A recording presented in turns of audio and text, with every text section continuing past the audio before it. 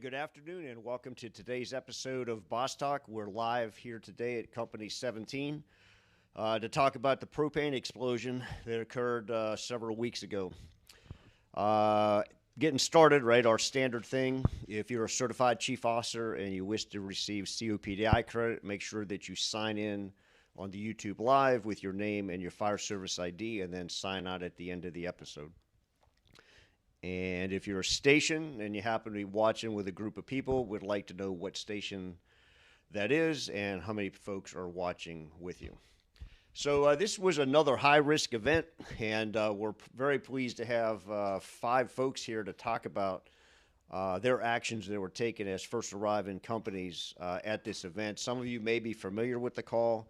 It was a propane explosion at a commercial property, kind of a house commercial property, big landscaping company out here in Laytonsville. Last week we had Chief Goldstein present from the incident commander perspective, actions taken by him and how that all laid out. What we want to hear from today is those first arriving company officers and some of the firemen as to, hey, what did they do when they got there and why? And of course, that's the purpose of the Boss Talk episode. Kind of links to our TRT thing. As we alluded to before, we really hadn't planned all this. We had wanted to talk about specialty teams. And, right, so we did the water rescue, and lo and behold, we had Twin Brook, and we did TRT, and guess what? So we had the propane explosion with the house collapse and all that kind of stuff.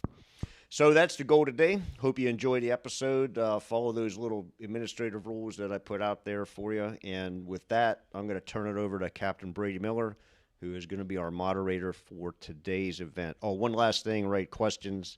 We're not doing any Zoom stuff. Questions, just type those in on the YouTube Live, and I'll get them up when you can. So, Captain Miller, it's all yours. Chief, thank you very much. First thing first, let me introduce everybody around the table. At the end of the table, we have Lieutenant Hobbs, Captain Moreland, Master Firefighter Scholl, Captain Yingling, Master Firefighter Scholl, Captain Moreland, and Firefighter Gamerick. I apologize, both of you. The first thing that we're going to do, I guess everybody knows this, is in reference to the Ruppert landscaping property up the street, about the explosion they had in one morning during the week. It was a weekday morning, just at the 7 o'clock-ish hour. So the first thing I want to do is listen to the 7 Alpha audio, if we could.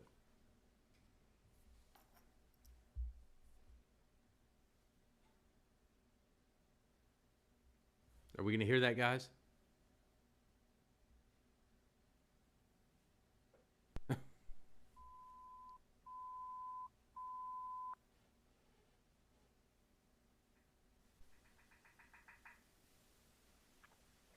Units to operate on 7 Alpha 4, 23,601 Laytonsville Road, Cross Street, Rocky Road. Building fire with entrapment. Box area 17-2.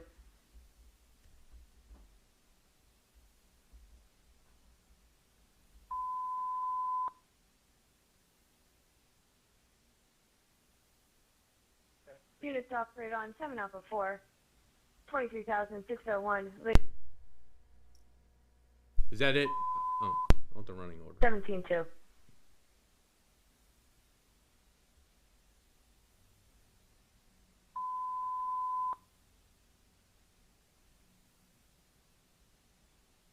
Hey guys, let that play through the running order. 23,601 Laytonsville Road, Cross Street, Rocky Road. Building fire with entrapment. Engine company 1328.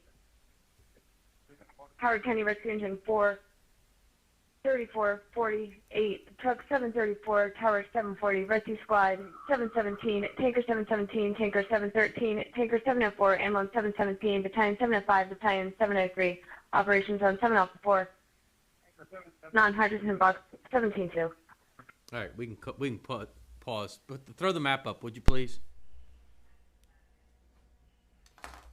Captain Yingling, we're going to start with you, specifically here at 17. So this is right after lineup. What's your staffing level during the week? So normally during the week there's 9 personnel. There's a second officer and a crew for the squad. So 3 people for that, and then there's 6 regular. Are any of those in that complement? Are there dedicated drivers? Correct. I mean, what are the Yeah, what is a driving complement? What is So that? there's If an I'm a engine- detailed guy coming in here, I know I have a squad driver, engine driver, paramedic, And a tanker driver. and a tanker driver, Yep. and then everybody else is just bodies. Fills in the blanks, yep. Okay, so tell me about the call. What was happening in your firehouse? Who was here, and what you thought about when you went? Okay, well that, right before that, the call got dispatched, the engine tanker with 4 personnel was out on a medical call in 13's area. So there was only 3 of us back on the squad, 2 of us on the ambulance, and they dropped the call, and I was looking, and so I had my 3rd get off the squad and bring the tanker, which means there's 2 of us on the squad, and since it said with entrapment, I told the ambulance crew just bring the ambulance also. Okay. So when you do your riding assignments here, do you think about things like where you put your tanker driver? Oh, absolutely, yeah. A lot of times I try not to put them on the ambulance, because the ambulance is the busiest unit here, so if the ambulance is out in a call, that kind of leaves us scrapping, so. Okay. So it's pretty routine to drop standard staffing to bring the tanker. Absolutely, when we have to. And is that, may I ask, is that guidance that exists somewhere? Or you've had it with just conversations with the battalion chief, or? Just we make our own decisions. My boss tells me to do what I think's best, and that's what we do. Excellent. Do we have the map yet, guys?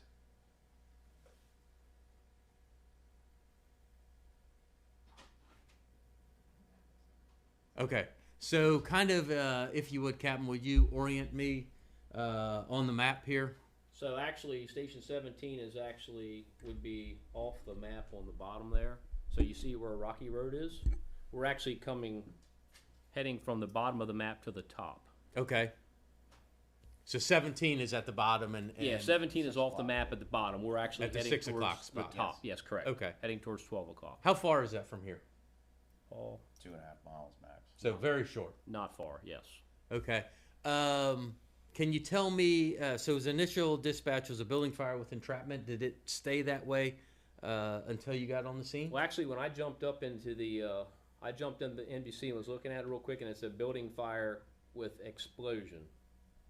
Okay. So we figured we had something more than just a typical building fire. And did everybody in the firehouse or everybody, the squad, the tanker, and the ambulance, you think we were all aware of that? Yeah. Okay. Yep. And tell me what you were, kind of your thought process as you hear this, as you get dressed, climb into the front of the rescue squad. So well, my thought process was to make sure the tanker gets there, because the 2 guys on the ambulance, neither one of them could drive the tanker. There's no heavy apparatus driver. So firefighter Carrington Gray was my 3rd. He brought the tanker driver. He brought the tanker driver only, and then me and Paul went with 2. Okay. Are you talking with Paul about some of your, is the MDC being updated? Yeah, they updated actually to an explosion. Okay. Any additional information between here and when you got on the scene? Not that I'm aware of. Okay. What kind of stuff were you talking about with your driver? Or were you thinking about it? I mean, I was were you thinking about- familiar with the facility? I knew of it. I knew a little bit of it. I knew there was a water supply there, which wasn't really my problem that day because I was on the squad. But me and Paul were talking about him controlling the utilities, and they came back.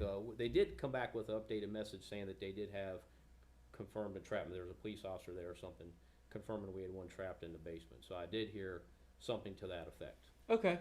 And we're going to pause a second. We're going to come right back to you, and I'm going to go to Captain Moreland, coming from 13. Tell me what you're thinking about when you're coming down the road. So it was a tanker dispatch. So we have to do some shuffling. My tanker driver was also driving a wagon, so I had to bump my firefighter in the bucket up to drive the wagon and slide my master firefighter over to drive the tanker. And So do it's- you?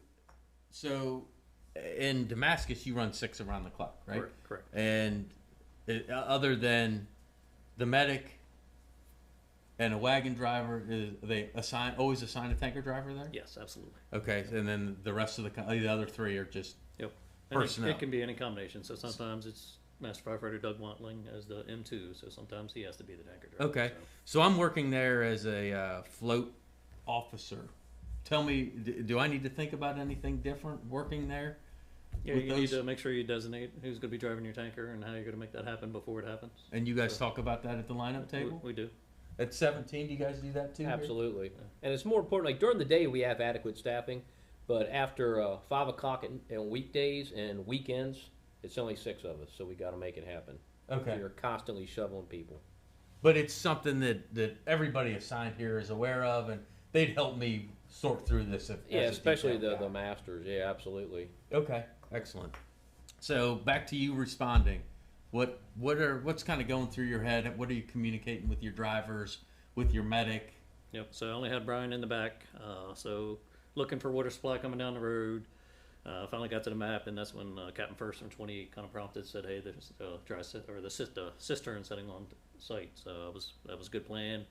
I went to respond back to him, and I think we got covered by Donnie possibly going on the scene or whatever, so I never made that back. Firefighter, paramedic America and I did talk about possibly using a helicopter, and I just said, when you get there, we said we got explosion, so just make sure that we pull a hand line across the. So having an active discussion with guys going Absolutely. down the road. Yep. Okay. Anything stand out as far as MDC updates to you that you communicated with anybody? Just that we confirmed that it sounded like it was an explosion now, and then now we had one trapped. And that cistern at this facility, it's the biggest one in the county, is it not? Paul? No. Either one. Paul, It yeah, is not. No, but the one unique thing about that is has a well dedicated that will keep pumping water into that. So as far as I know, that's the only one in our first two. But down here at the what's that place called with the kids down here? Our house. They have Our house has one. They have a 30,000 gallon tank. That's the biggest one. Ruppert's is filled by, like I said, a submersible pump that's on a monitor. So that's the only one we go out and we do our cisterns checks that we never have to add water to. So plenty of water there. And that one has a fire pump too, I believe. Yes, it does. It has a fire pump that actually pumps the sprinkler system. Yep. At Ruppert. At Ruppert's, there's a fire pump there. Okay. So we get on the scene. Do we have any initial on scene report?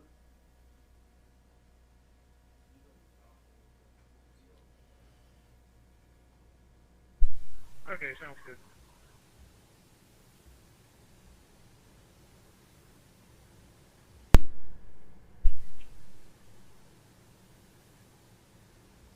Seven 17 Battalion 705 is on the channel. Go with him.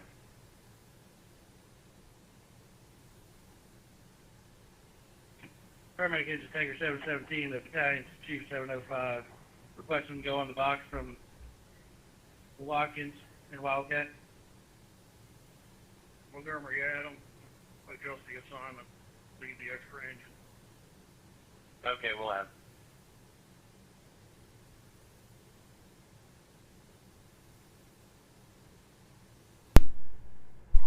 Wherever you stop, we're going to lay from you to the dry hydrant. There's a dry hydrant next to the shed, 48,000 gallons of storage. It is a big tank. Yeah, but you're minus 19. Rescue Squad 717 is on the scene, Cod Alpha. Minus 19. I got a large two-story single family with a partial building collapse, light smoke showing. Okay, Rescue Squad 717, the patient is reported to be in the basement of that building, was trapped. All right, you can cut. We can cut that off. So your on-scene report, excellent on-scene report. Tell me, kind of walk through what your plan was when you got there. So my plan was, actually a off-duty police officer came up, and he was telling me he can hear the guy moaning in the basement. So me and Paul split up. Paul said he was going to take care of the gas, which he can tell his side of the story, vitally important. I grabbed my equipment, and the off-duty cop took me to where the guy was. Can I ask you what equipment you grabbed? I grabbed the thermal imager. I took my SCBA, obviously, a thermal imager, and I like a Lincoln bar. Okay. Okay. And so you went with him. So yeah. So the cop took me to where the guy was. What was it? Describe the scene to me, if you would. I mean, Was it chaotic? Yeah, was it there was a lot just, of there people? there's Was people there- everywhere. The house was actually, it was something out of a movie scene. It was pretty. You don't see that every day. A house blowed up like that. That's actually still standing. And the people that were everywhere, were they workers, office workers? I guess let's put the box map back up, if you would. Can you lay this out? Then we'll use building 1, 2, 3. So, building 1 was the building that blew up. Okay. So that building normally, I believe, would have about 15 occupants in it. And it's office during space? its office space. During a normal business day, I think somewhere 12 to 15 people working in there. That day, their maintenance guy called every one of them and said, "Do not show up to work. We're having a gas problem." Oh. So he okay. probably, actually, the backstory there, he probably saved a lot of people. All right. And building 2 is what?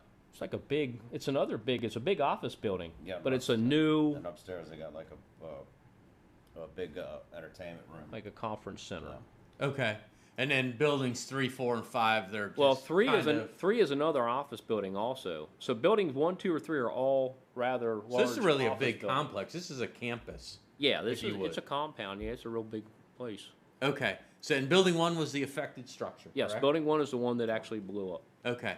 So the office, and there were people milling about everywhere. Yeah, there was people everywhere. And was it obvious that they worked for Ruppert, or we don't? Just a There were just people everywhere. I didn't really Okay. ask. And were all of them trying to lend their assistance? Was that a distraction to you? It wasn't a distraction to me. They were actually mainly on the other side of the incident. There was not too many people on my side. Okay. So your game plan. Well, you get out of the fire truck, you grab your gear, So your game plan, game you plan, speak to the police officer. Me and the police officer scooted across the lawn and went to right where the guy could hear them. The officer could hear the victim. Yes. Yep. Okay. So do you have any ongoing concerns while you're doing this? Well, obviously, I'm looking at the structure. I'm not a structural collapse expert by any stretch of the imagination. You know, just hoping that it didn't look like it was shifting or moving actively. And the smoke, I think I gave an on-scene report with some light smoke, a lot of dust. I think it was more dust than it was. So no active fire. I didn't see any active fire, no. Okay. Were we able to make contact with the victim from where the police officer showed you? Yeah, I could hear him. He wasn't talking. He was nonverbal. Okay. But you could just hear him in there moaning. But you could not see him. He was covered No, with he was debris. buried. Yeah, he was buried in debris. And as far as utilities, was the gas was still there, correct? Yeah, that's what Paul was going to shut off. Can you kind of walk us through that process? This isn't, obviously it's not natural gas, so we know that it's supplied with propane in some fashion. Was that a difficult thing to do? Yes, only because if you go back to that slide, the map, if you could, they had 2 tanks there, and if you see going into building number 1, that one was not shut off, but the other tank was. But the one that you're showing going to building number 1, there was wall and debris on top of it. So things had been blown over the access Yeah, I hatch, for couldn't lack of see. better.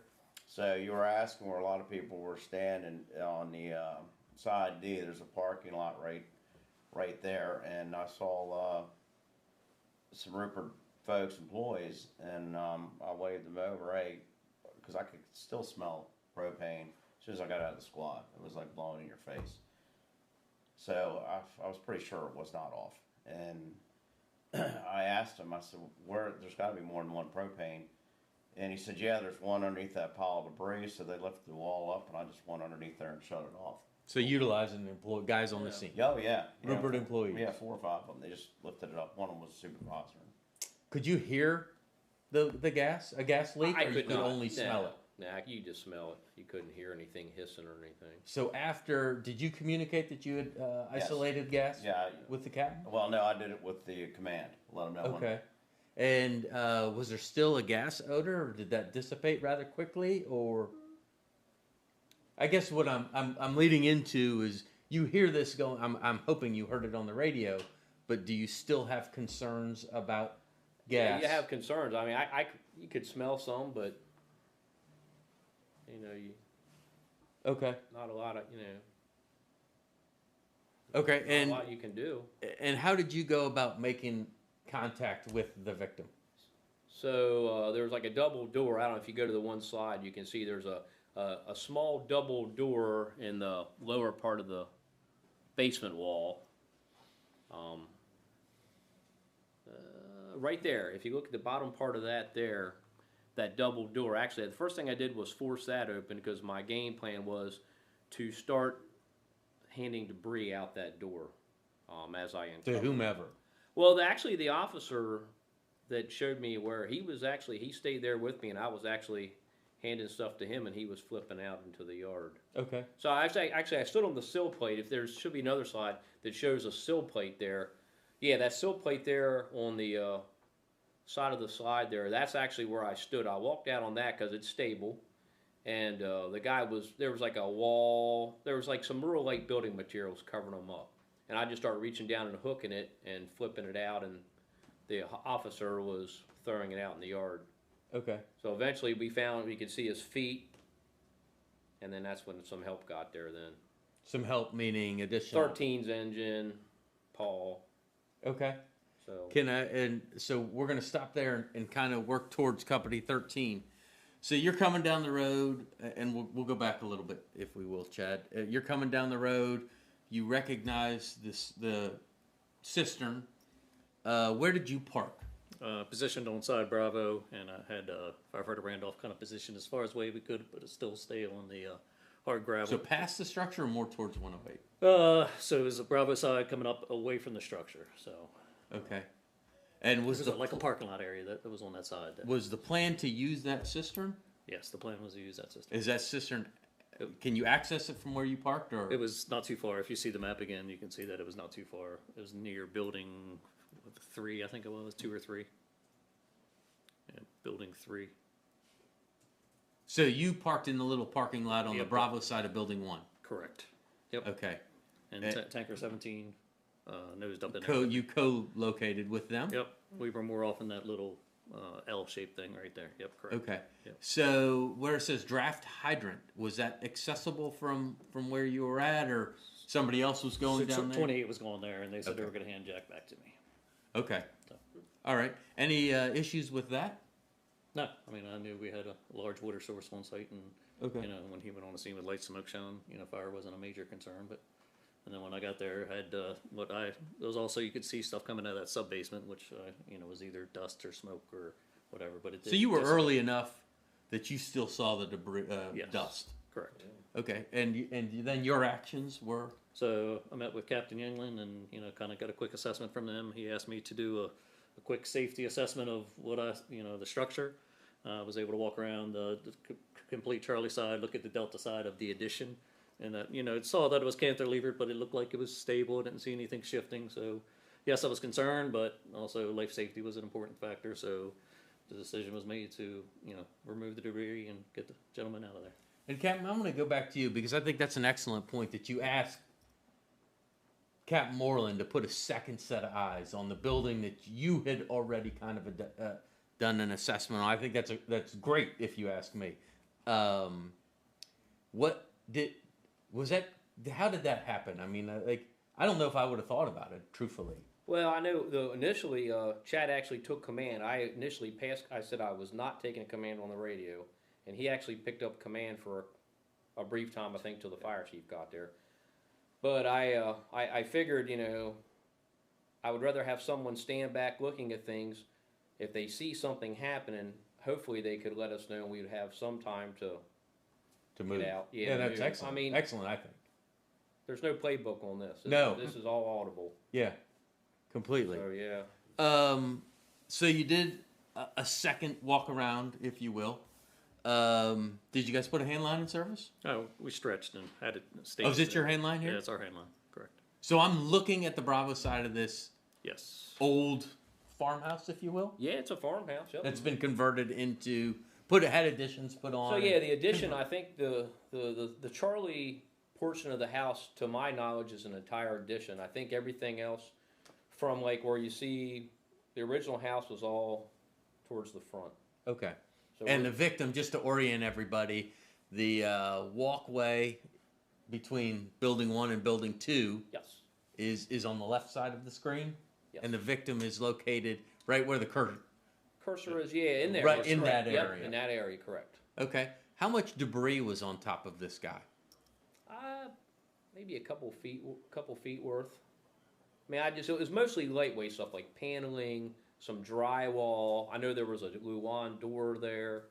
Just it was light stuff. There was nothing heavy at all. Okay. Able to move it, all of it? I with was your able. hook? I was able to hook it and move it. And this was a full 8-foot basement? Yes. So those short doors that we saw had a set of steps on the other side of them? I don't think. No, more of a crawl space. They had a chute. Yeah.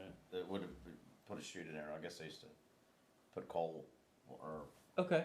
for an old boiler. Did we, at what point did we put somebody into the basement? Well, we never went into the basement, so the victim was laying on some debris wedged against the foundation wall that I was standing on. Mm-hmm. So 13, I called for a ladder. We took a 14-foot roof ladder and stuck it into the basement. That was correct, Chad? It was a roof ladder? Yeah, it was a roof line. Yeah, we put a roof ladder. So you see them like them blue wires there. Actually, just beyond that, we put a ladder into the basement there because I didn't want to jump on that white paneling there. That's what we stood on to extricate them. Okay. So that's actually a piece of a wall that's just kind of hanging there. I'm really not sure what was even supporting it, but I didn't want to jump on it. Yeah. I stood on it. But so we got the ladder into the hole, and did somebody go into the hole? Well, no one went into the hole. They got down there with me on the wall. It was Gamerick and Paul, and they were down there. We just kind of, at the end of the day, I called for a Stokes basket, and we slid the Stokes basket through the double door that we had opened, and essentially just drug him out. All from the sill plate or from the outside? No, we were standing on that white wall that was there. Okay. So I had got off the sill plate and got down on the wall to actually put my hands on them. Okay. And so then who pulled him out? I mean, was that just a combination of It was just everybody? I just grabbed his belt and Gamerick and Paul, and we just kind of got him onto a Stokes basket, Okay. and then we slid him out. There was guys outside that we got him onto a Stokes basket. Rambo crew was there, and I think I saw Tower 40 at the time. We were filming. Extrication, yeah. There's a couple people there. I can't, there's people out there working, but yeah, we just essentially snatched them out, put them on the Stokes basket, and got them out. Okay. So coming down the road, you're the first ALS provider that was there. Tell me what kind of things you're thinking about as an ALS provider to an event like this. Burns, trauma, and how do I get him to the hospital? The first minute there, all I could see was a bunch of debris piled on the patient, and I could see 2 legs sticking out of the debris, and just from that, I could tell he was going to be a trauma, so we went ahead and started the helicopter. So, and we landed a helicopter where? At the airport, right on Hawkins Creamery, and right on the corner there. It's just a half a mile after that. Was that a decision made by the battalion chief? Or? EMS duty officer. So you requested a helicopter for support right Yeah. away? Yeah, within like Were you a guys minute. on the scene yet when Yeah. he did that? Correct. Okay. Yep. So as soon as you got, but were you thinking about that going down the road? Yeah, we actually had a quick conversation about it. Yeah, we talked about it on the way there. It would have been nice to put the helicopter on standby. Maybe that would have bought us 5 minutes, or but yeah, it worked out. So Good. Good. yeah, my thinking was it could take 30 to 45 minutes to get this patient out of here. He was completely covered in debris, drywall, boards, insulation, and he had some injuries, so we didn't think he was going to make it. The trauma hospital, Suburban's about 35 minutes away. There was rush hour traffic and prolonged extrication. So that's why we called for the helicopter. Okay. Yep. Good. We did get him out of the structure pretty quickly. Just piecing the stuff off the patient real quick, and we ended up not needing the helicopter. But I mean, it was, by the time we got him out, they gave us a 5 or 10 minute ETA, And at that point, we were just going to take him to the airport and fly him because we still had to stabilize the patient, get IV started, 12 lead and such, and then drive him to the airport. So it actually was better for the patient, but was it needed? Probably not, since we got him out so quick. Okay, but we don't know that. Right? Yeah, we don't Right? know. So we're erring On the side of caution, definitely. Certainly. Was this person the only person in the building? Do we know? No, there was actually another guy there. Actually, the guy that works for the gas company. What was the gas company's name?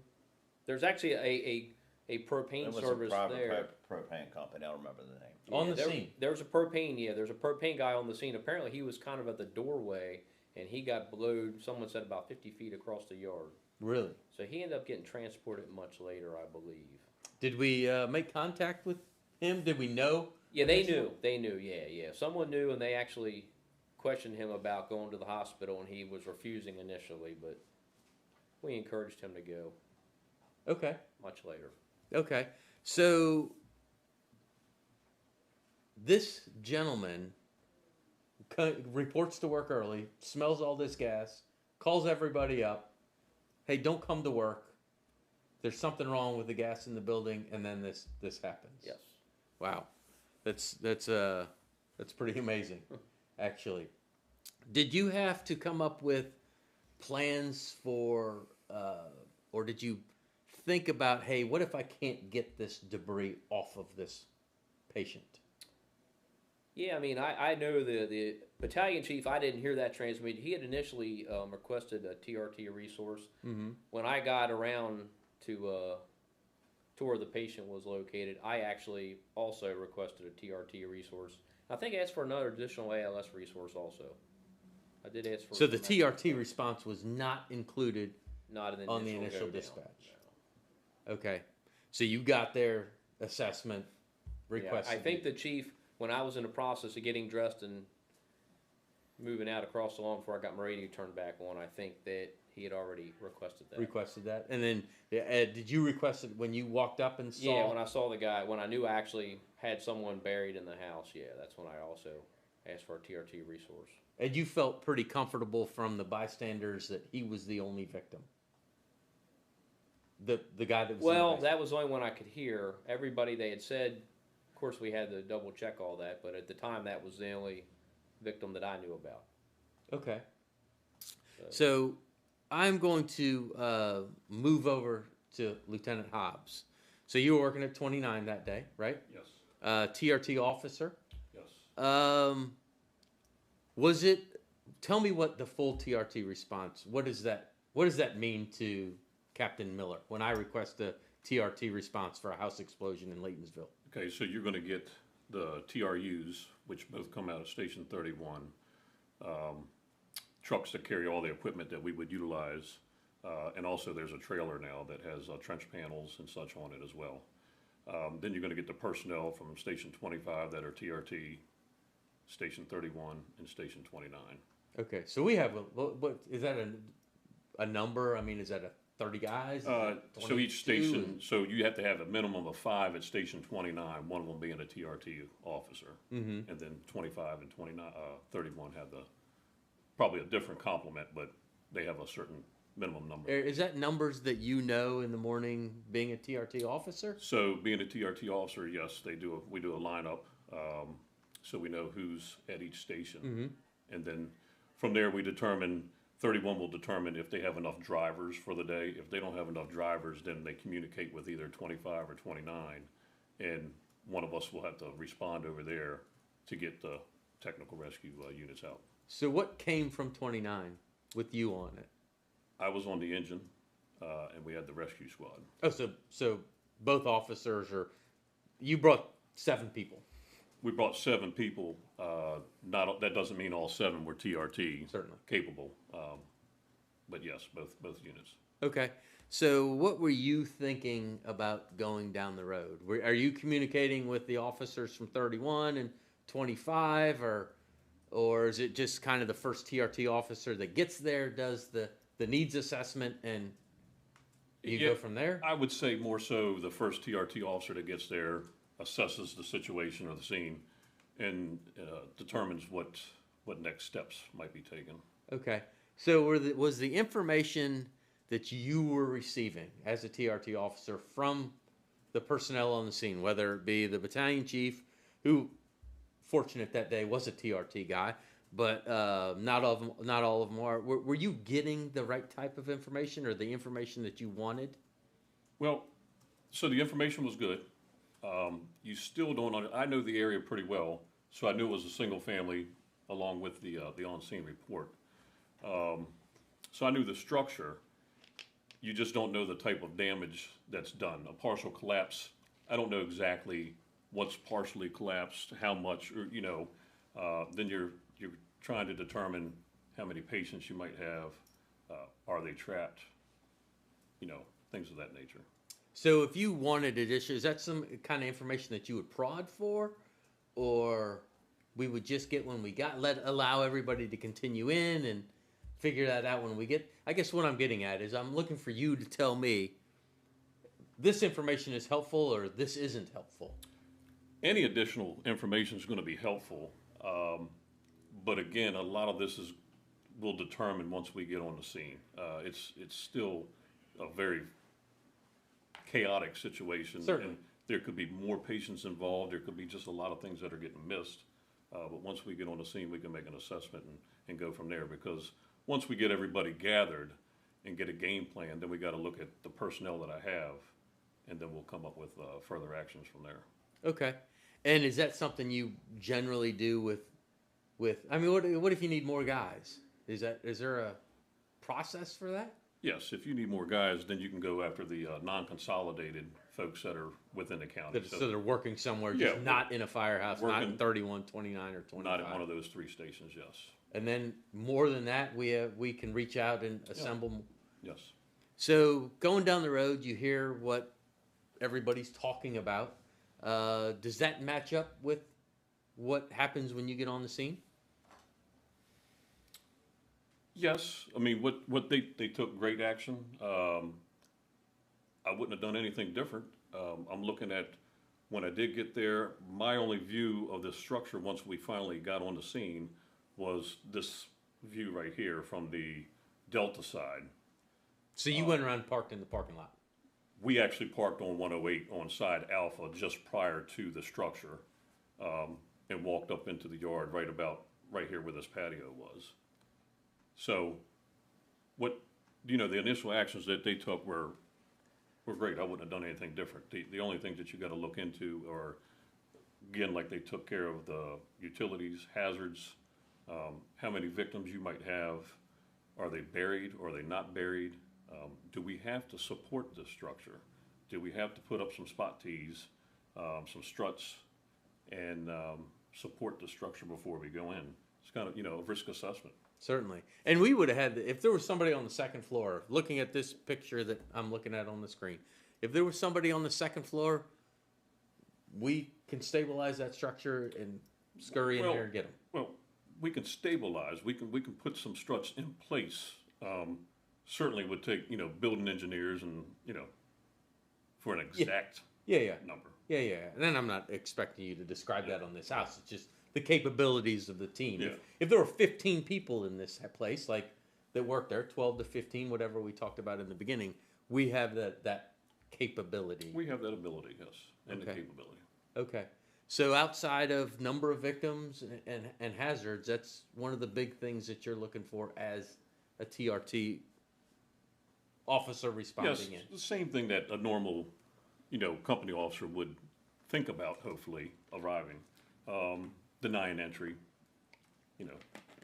Gathering information, what might have... Okay, any questions? Not yet, but we do have photos of that water supply. It's rather unique, but doesn't have to be put up right now. But before we're done, I'd like to run through that. Yeah, and that'd probably be more your area of expertise than mine, but... Right. Aye. All right, what ended up happening? We've removed the victim. Kind of, I don't want to say wind it up, but what was next in an event like this?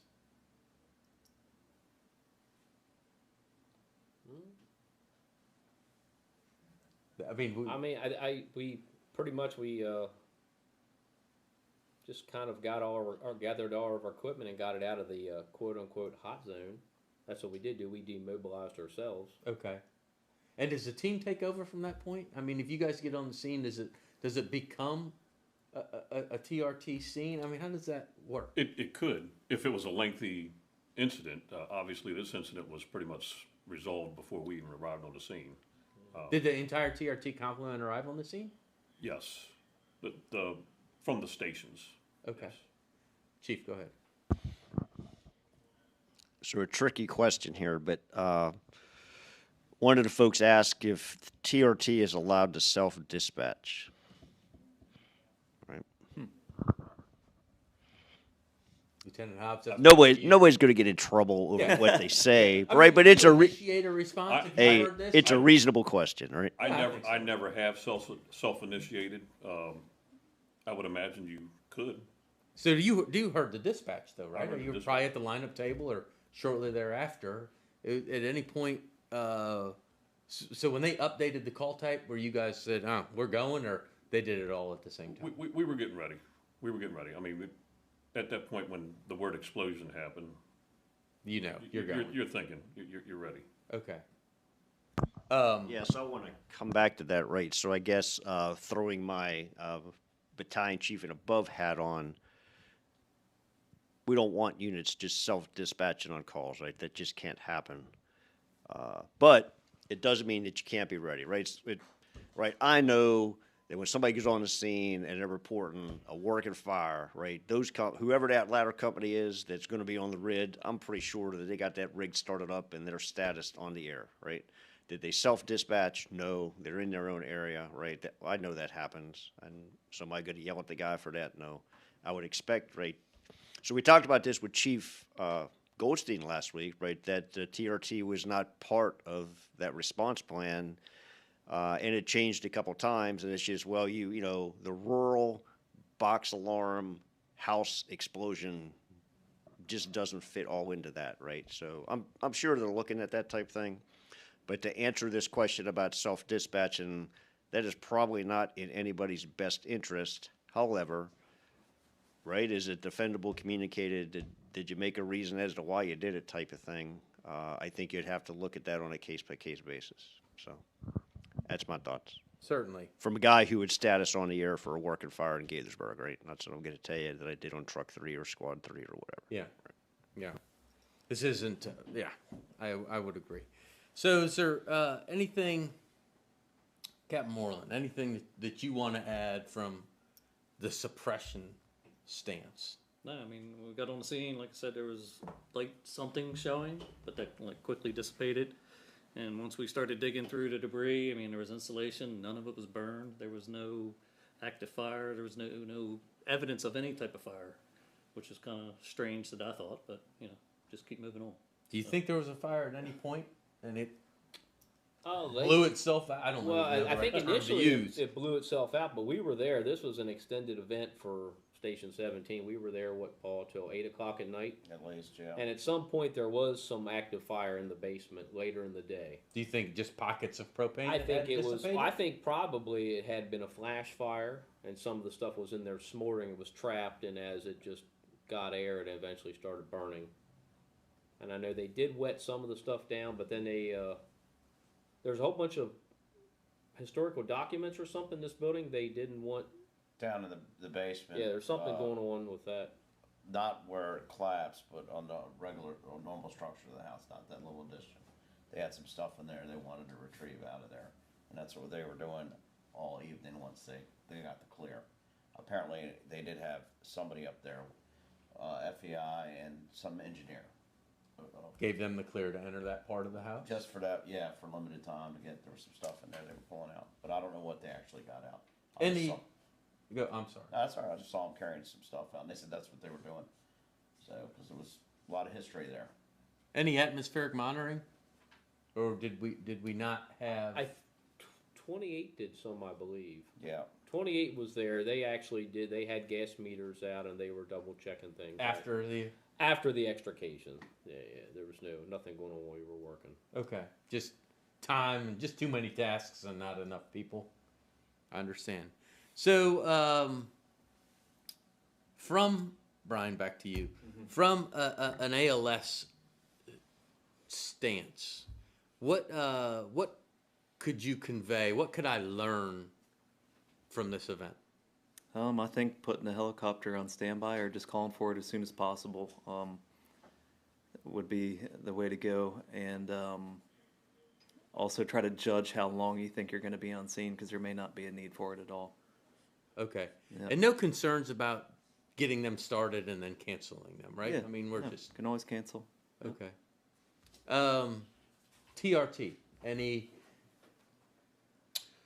Just like hazmat, you can always call for, consult with a TRT officer.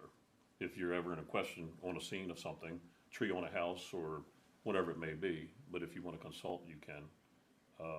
Couple other things that I would mention about this structure here, I don't know if we really hit on it much, was the, like a clap zone, potential clap zone, and a secondary explosion, a potential for it, which is very possible. Okay. And I guess it kind of just goes back to this. Goes back to the fires later on in the day, right? Yeah. So certainly, this isn't an IRP-driven event, right? But we're using the same principles, the same access and exposures and number of victims and all of those things that we're doing in all of our events. Chief, do you want to go to the water supply and talk about this? Do we have pictures? Yeah, we do. So, yeah, I'm good to go with that. So we'll need the fellas in the back to put those pictures up. So, the folks from 17 can hop in here. So I took these photos a couple years ago when we were doing the flow testing for ISO. So that is the water supply at Ruppert, and so that's the pump house that you see there. And to the left is the dry hydrant, right, that the fire department's going to hook up to. And to the far right is a sight vent that simply just identifies if that underground tank is full or not. Right? Yes, guys, right? That's what it is. Yeah. And so you position the wagon to the left. So if you go through the next photo, I got some photos inside the pump house. So this is inside the pump house. This is part of the well that helps keeps that full. There is a fire pump that kicks on. Go next picture. So there's your large electric fire pump. So, Chief, I'm going to ask a question if I could. Yep. Is this is not a common No. thing? Right. It's the only one we got. Meaning we have a well or a cistern. Yeah. But then we have a fire pump that's protecting a structure like it was a high rise in downtown. Yeah, so that was so I don't know the exact particulars. I would expect that would have had to been in place for them to occupy and build those buildings as they built that. A similar thing had to happen out in Sundown at a large property that they had to create a water supply out there in order for them to build a new building. It's not the same. They chose a different route. These folks probably chose this route for a particular reason. So that fire pump is for the sprinkler system in the buildings, office Yes. buildings Right. Yes. that exist. Right. No risers. It's solely sprinkler. That's the way I understand it, yes. Okay. And so it's unusual that we have access to that, right? So a lot of underground tanks that are used for sprinkler systems, the fire department doesn't have access to them because they don't want you using water that was meant for the sprinkler system. This one, however, we do have access to that. And if you can show a couple other pictures, I do have a picture of 17. So there they are hooked up to it. That's what that looks like. I think I got a picture of the wagon there somewhere. Right, so that's kind of the position of if you go to this place, maybe can you put, so we don't need to go back to these unless somebody says something. You go back to that map. The other thing I learned is don't do a profile of me. You know how bad you look in your profile? You might look much better when you look at the camera.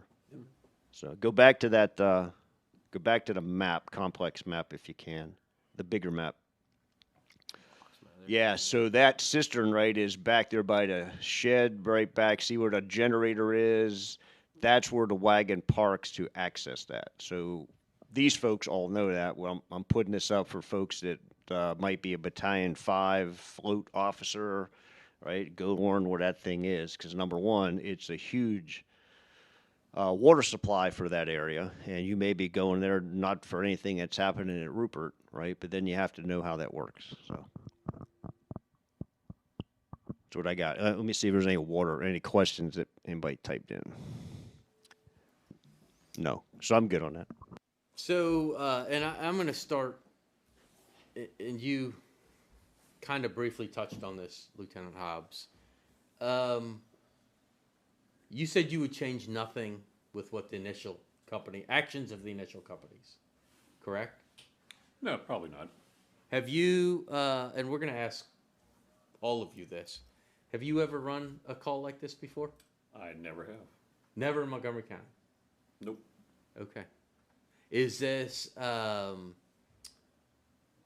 do I learn from this?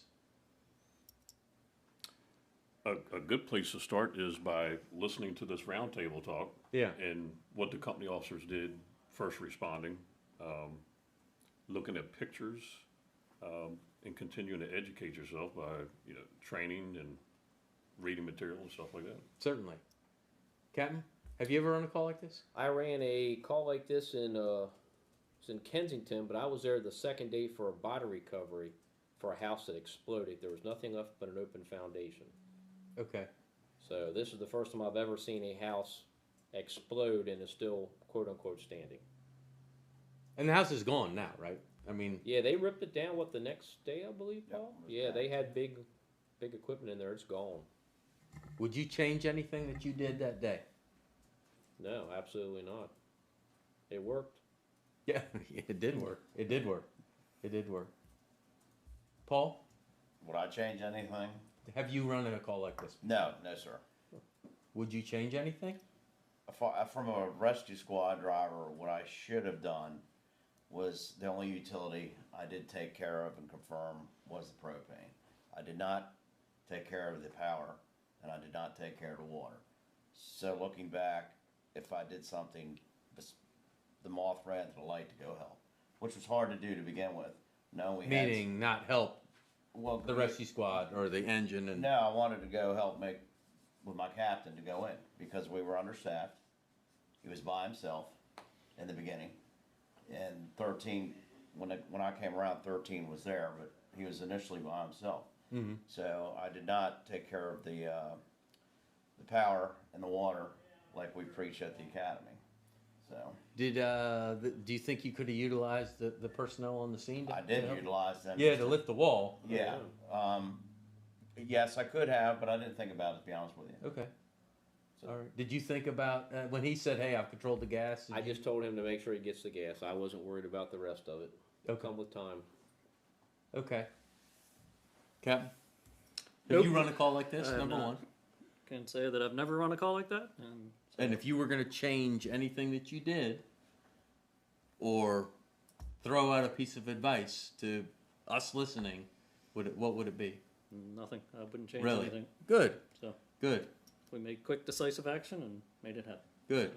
And from an ALS stance or a backstep firefighter stance? Yeah, just placing the helicopter on standby would have saved me 5 minutes waiting for the helicopter to land. So, Okay. but not And a big were deal. you doing that kind of by yourself, or did you have the support of the EMS duty officer? Doing what by myself? Like Called me. calling for the helicopter and Oh, yeah, just he set coordinating everything up. all of that. I called for the helicopter. He set everything up, coordinated with the airport, and I guess he radioed to air traffic control, or had dispatch talk to them, and shut the airport down for us to land the helicopter. Okay. Chief, you have a couple of questions? A couple things going on here. One question popped up: was TRT used on the Ardless explosion? I think that got answered last week, I but think so. Yes, they were, right? yeah, but it wasn't initial dispatch. I don't believe. You remember? I don't know. I don't know. Brandon, do you know? I don't know. So we're going to say we don't know. We do know they eventually went there because we talked about that. But if they went on the initial, maybe somebody in the chat that went or somebody from ECC I do know the fire chief was on here for a while. Maybe he remembers. I don't. Second thing was, can somebody talk about the solar power that was on site? And then I have another question that just popped in. So anybody know anything about the solar power that was on site, and was it, and was, I'm not aware, there was none on that building. Yeah. So the only thing I was aware is, in Paul's defense, shutting the power off to that building was quite a challenge for the utility company and the vendor that they brought Oh, in. the Because generator. it was all backfed, and they thought they had power off to the sump pump, and it kept pumping, and because we stood by for the first couple hours for power watch, and it took them several hours to get The power company? the power company, on-site electrician, and some other third-party vendor that came in to try to get them. So it was tricky. The power company actually turned power off to the house with pulling the power line circuit breaker. Well, what he didn't know was there was a generator that was like 400 yards down the hill that was running, and nobody could hear it. It was just way off in the distance, so the building had power for hours before they could even figure out that there was a generator that was way down the hill. The generator was beside the fire pump. If you go back to the map, you can actually see where the generator was. It's a big, either diesel or propane generator that just kept running.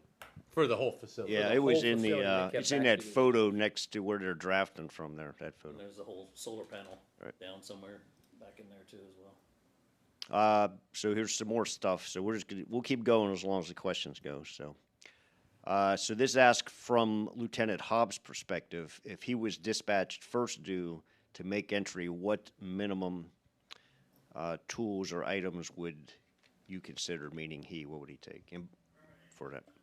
So if you had been first due on this, being the TRT guy, and you were going to go in, what would have been some tools that you would have taken?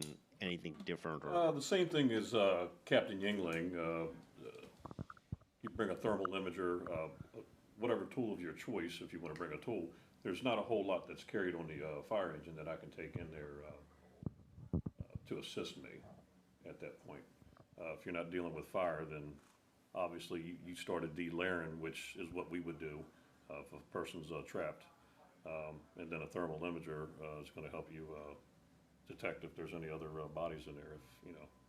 But I can't think of any other, flashlight. That's about it. all right, another clarification from the fire chief. TRT did not respond to ARLIS on the initial go down, but they were used later in the day. Thank you. Any other questions? No. All right, guys. Well, thank you very much for coming and sharing your story. If anybody has any questions or they need any additional information, certainly you can reach out to myself, Chief Davis, or any of the people here that talked today. I'm sure they'd all be happy to tell you a little bit more. Just a reminder, our next challenge in the street is December 16th. We will talk with Chief Kaufman and company about telehealth and some alternate destinations. So until then, thank you and have a good day. Be safe.